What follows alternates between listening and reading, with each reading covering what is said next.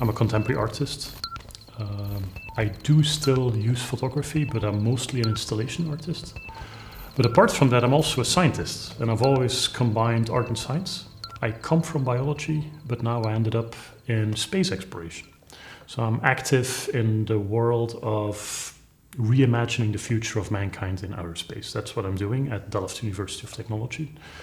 And the latest project that I've set up is basically very focused on interstellar travel.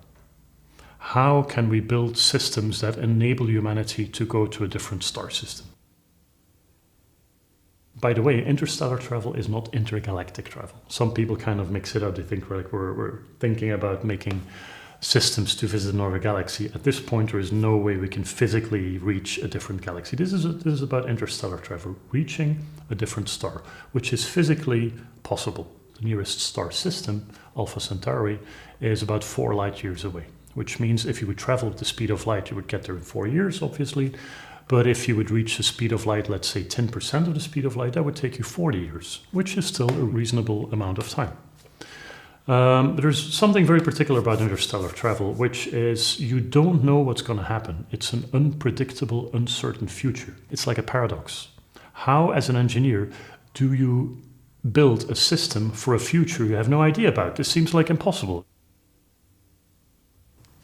So what we're going to present here at the photo festival is actually biological science fiction. And it's quite interesting. If you look at science fiction, biology is almost never there. And if biology is there, it's always life-threatening. Think about movies like Alien, for example, which is like this iconic movie. There is a biological life form, but it, of course, attacks the humans. But actual ecosystems and biology being present, like deeply present within a spaceship architecture that helps sustain people, that keeps people alive, that also kind of connects them with where they came from, it's almost never present. There are a few exceptions, but it's just a few. The starship we're developing is an asteroid starship because it's connected to an asteroid, but it's also a generation starship, which means that at least a few generations of humans could potentially live in this environment. So the starship becomes a bit of a model of the world. It needs to contain everything, and it needs to be highly sustainable and fully circular. Every molecule is valuable. You can't just throw it away because anything you throw away is gone forever. Space exploration for me is really about both. It's about expanding, bringing human presence deeper into space, because I think in the end that's where we belong. We are not just a multiplanetary species. I'm much more interested in a post-planetary condition, where living on a planet is one of the multiple options, but you can live in space stations, in starships, in different kind of locations. We will end up there. Might take 1,000 years, but that's definitely where we're heading for.